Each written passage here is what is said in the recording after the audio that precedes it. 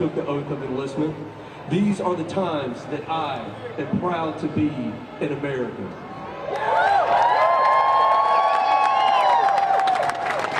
Today, millions of Americans will live our motto, E pluribus unum, or, to put it another way, the people united will never be defeated. The people united will never be defeated. The people united will never be defeated. People united will never be defeated. And it's my deep honor to welcome to the stage next, Lawrence Moore with Carolina for All.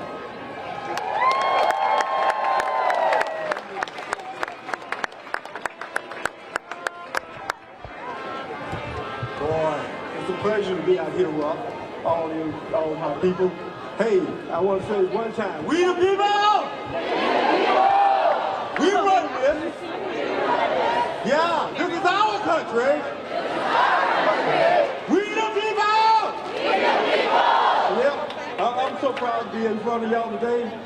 Be out here to do this peaceful protest to show our resistance to the things that are going on in D.C. They need to listen to us. They need to do what we ask them to do. They work for us. That's our dime they running this country on. Everybody out here pay tax. You will have to at some point. So, yes, this is our country. We demand that we have a democracy, and we will have democracy because we the people.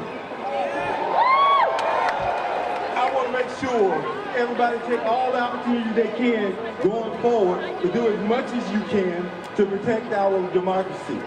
It's so important. One of the problems we got now is people are not accustomed to some of the things with democracy, some of the requirements, the responsibilities, like making sure you know more about your elected officials.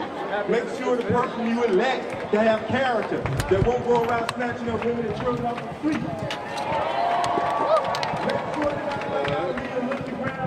Believe that, but I'll come right back for that.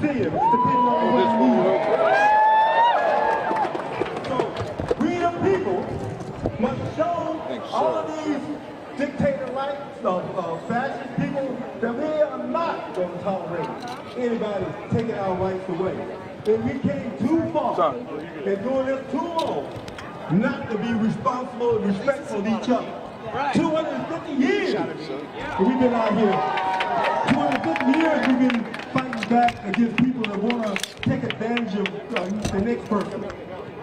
We need to be responsible and respectful of each other to have a country that's going to operate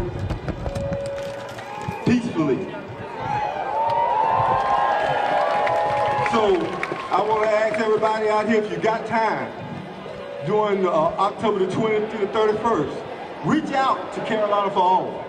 Reach out, and also I got to mention my other organization that is so important, the Alliance for the Retired Americans. I'm the president of the South Carolina chapter of the Alliance for Retired Americans, and we're going to be out there also, making sure that everybody go out and vote. But October 20th through the 31st is early voting for the November 4th election. So please, get involved, do what you have to do to save our democracy. We the people, Lawrence Moore. Thank you, Lawrence. All right, next up, I'd like to invite Will Thorvald, who is going to speak on authoritarianism, I hope. A happy subject there. There we go. Well, thank you all for being out here today. This is an amazing crowd. And right now, this is the moment, this is the window that we have to push with everything we have. So again, my name is Will McCorkle. I'm an education professor, an immigrant activist. And what's going on right now in this country and in this state is a clear version of this authoritarianism. And it's not just Trump in DC, it's what's happening right here in South Carolina. It's local jurisdictions deciding to align with ICE. And you know, at the beginning of this year, there were only 2 counties in South Carolina that had 287G agreements with ICE. And now there's over 20. And that's because of Alan Wilson, Henry McMaster, Lindsey Graham, Nancy Mace, trying to push this out in immigrants. And what this means is that life is more difficult and more dangerous for immigrants across our state, and we're becoming more of a police state because of it. I was just up in Chicago last weekend at the protest at the ICE Detention Center. And the message that I have for you all is what's going on right now with ICE and their attack on immigrants is an attempt to basically implement fascist control in this nation. They're starting with undocumented immigrants, and then they're going to people with visas, and then people with green cards, and then naturalized citizens, and then they're going after dissidents. This is the game plan that they're doing. This is what Nazi Germany did, and so we have to push back with everything we have. We can't accept this conduct from ICE. We can't accept this lawlessness. And I want to end you with one story. I have a good friend from Russia who lives in Germany, and I was over there visiting him right when the war was starting between Russia and Ukraine in 2022. And I was asking him, you know, what's going on with protests in Russia? Are people out in the streets? And he told me, you know what, at this point it's not worth it. Putin has so much control that if you even try to protest, they're just going to shut everything down and put everyone in jail. And in this moment, what I realize is that's where we're heading towards. If we don't stand up right now with everything we have, that's our future. And so right now, go out in the streets, tell your neighbors that this is the moment, this is the hour that we have to act. Sometimes you hear that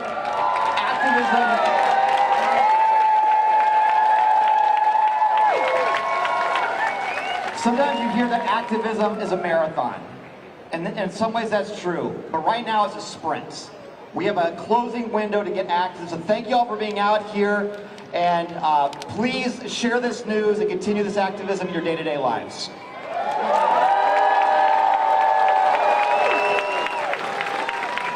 Next, I would have the pleasure of introducing our friend Brian from Somerville. Brian. How y'all doing? Before I get into my thing, I just want to point out one particular protester, the young lady with the red hand over her face. Big shout out for bringing attention to a cause, missing Indigenous women, that I don't think gets any coverage. Today I want to share with you one of the most enduring story about the most enduring peace vigil that's existed, right? It's in front of the White House. In 1981, it was established. It's been there for 44 years. Imagine a 24-hour-a-day, 7-day-a-week peace vigil and anti-nuclear armament vigil existing for 44 years. Well, you can't now, because Donald Trump tore that shit down. And then he arrested the individuals that were holding the peace vigil because they weren't moving fast enough for him. 44 years, 24 hours a day, 7 days a week that happened. The same day they did that, they tore down the Flair USA tent in DC. They violated their permit. Why? Because Trump is too thin-skinned to have dissent in his own backyard. The good news is the people at Flair want it, and the people at the Peace Vigil are fighting it. But I'm bringing this up for a reason.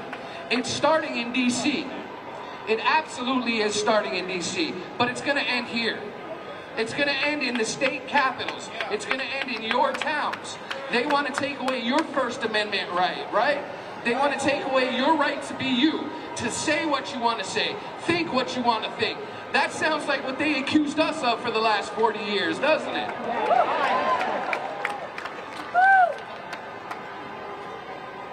Sorry. Thanks to the likes of Brian Glenn, a Fox News reporter who's now dictating policy for the United States, we're losing our First Amendment right. We are losing it more and more every single day. I don't know if any of you were here for the first one in February. Thank you. I'm just going to end my speech with the way I ended my speech in February, if y'all remember who I am. And that's, you might have come here by yourself, right? You might not know too many people, or you might have come here with a group of people. Get someone's phone number that you agree with, that you like their sign, and report it in, right? Protest all day, every day. If you have a free minute, organize an overpass protest. If you have the opportunity to organize something in your community, be it permanent or not permanent, do that shit. Why? Bridgeway Station! Our rights away more and more every single day. We do not live in the United States of America anymore. We now live under a fascist dictator. Thank you, guys.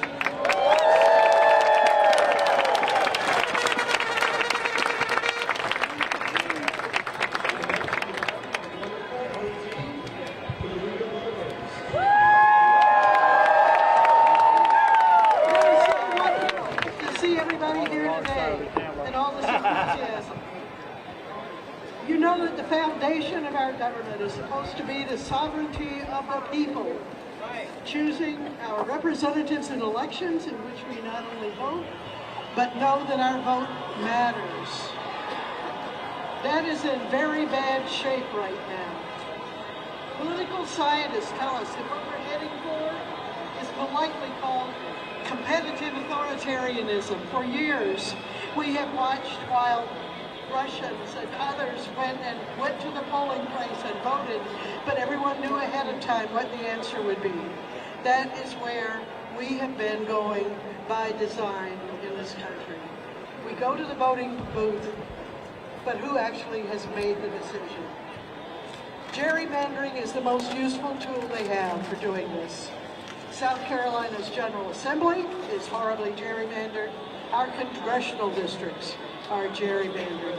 They're designed to protect incumbents and parties. They are not designed to reflect the communities that are in them. It is possible because federal and state courts allow it.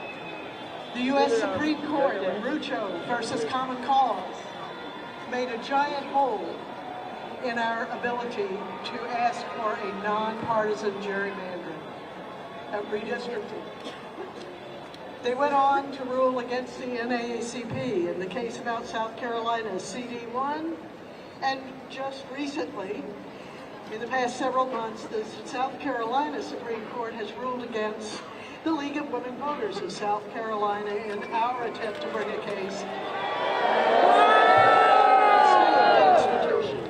CD1, a congressional district where if you want to get from the north part to the south part without going through another district, you better swim or have a boat. We are right now in the same district as downtown Charleston. So how do they justify what they're doing? Well, they say it's good politics. No, it's destroying representative democracy. Oh, they are. They say that they are following the founders of our nation. Well, our founders, they were a variable bunch, and I think many of them agree with the founders who believe that only white male property owners should have a voice. Probably the same founders who argued to protect slavery. We are now in yet another stage of terrible danger. Just this week, the U.S. Supreme Court heard arguments in Louisiana v. Calais, in which they could put a final nail in the coffin of the Voting Rights Act, the act that allows the post-Civil War amendments to be properly protected. They would, if they rule against Calais and for Louisiana, the Voting Rights Act is effectively dead. And so is our ability to prevent gerrymandering on the basis of race. Ralph Norman has already said that he wants to change CD6 here in South Carolina, Representative Clyburn's district at present. I would say CD6 is doomed if they decide for Louisiana. So, they want us to just be quiet. They want us to sit down and be quiet while they redesign our government in their own benefit. We must continue to protest. It is so wonderful to see the great turnout here today. Clearly, everyone here cares for our state, country, cares for our state, loves our country. What else can we do? We have to register to vote, and then we have to get out there and vote in every election. There are no elections that don't matter. There are some where it's extremely difficult to overcome the gerrymander, but there are districts in South Carolina where if we all show up, we can give them a big surprise. Their design will fail. They will fail. So, I just really want to thank you all for your love of the country, love of the state, and love of our democracy.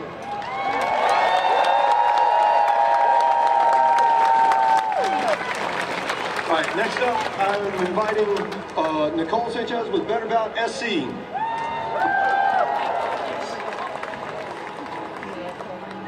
We are out here today because we are rejecting kings.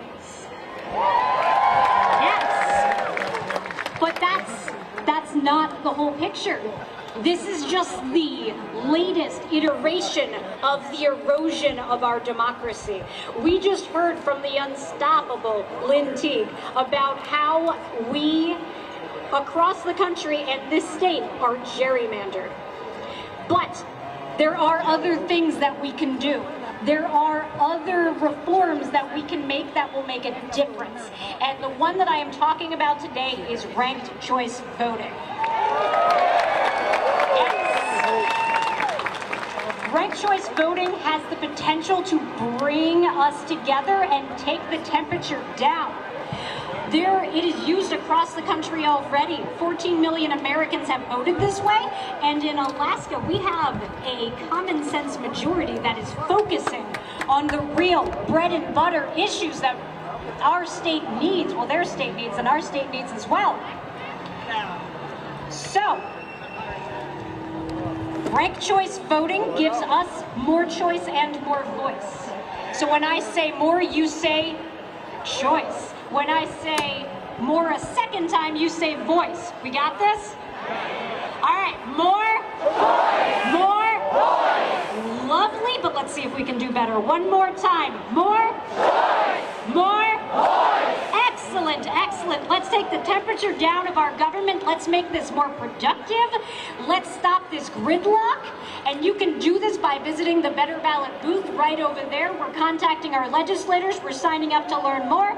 We are moving forward. And let's move forward together. All right, people?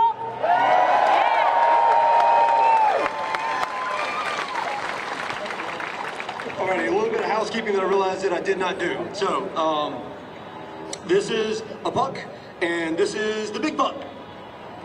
So, if you see these red pucks, these are our marshals. They will be making sure that everybody is acting in a safe manner, de-escalating as needed, and will be keeping the march going in the right direction and on time. We are going to go nice and slow. My goal is about a 35-ish mile pace. Right? So nice, slow, leisurely walk. The puck over here is my 5051 volunteer. These are volunteers for 5051. They will be able to answer your questions or get you in touch with the people that can answer your questions. Thank you for that intermission. I would now like to invite Neil.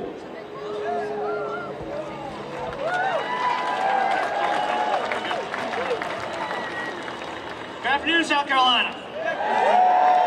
As Sam said, I'm Neil with the chair of the South Carolina Labor Party. It's truly inspiring to see so many beautiful people gather here at the State House. This shows that we have the numbers to get things done so long as we work together as one voice. The people's voice will not be silenced by a tyrant who believes himself a king. This country, founded by the people and for the people, no longer listens to the will of the people. Instead, your voting power has become tied to your net worth. The democracy that makes this country great has been shackled by the chains of oligarchy. It is up to us, the people, to correct this injustice. The American people have been sold out to the corporations by lobbyists and self-serving politicians using our own tax dollars. Why is it that we can send our troops to fight and die in foreign wars, yet we can't take care of them once they get home?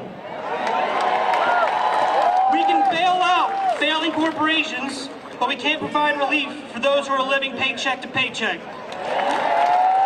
When it comes to the budget, we question the affordability of universal health care, but will happily pay millions militarizing our streets to abduct people from their homes. The billionaires have convinced you that the issue is not the 1% who hoard the majority of the nation's wealth. They've told you it's the immigrant who is taking your job. They've told you it's queer folks who have a nefarious agenda.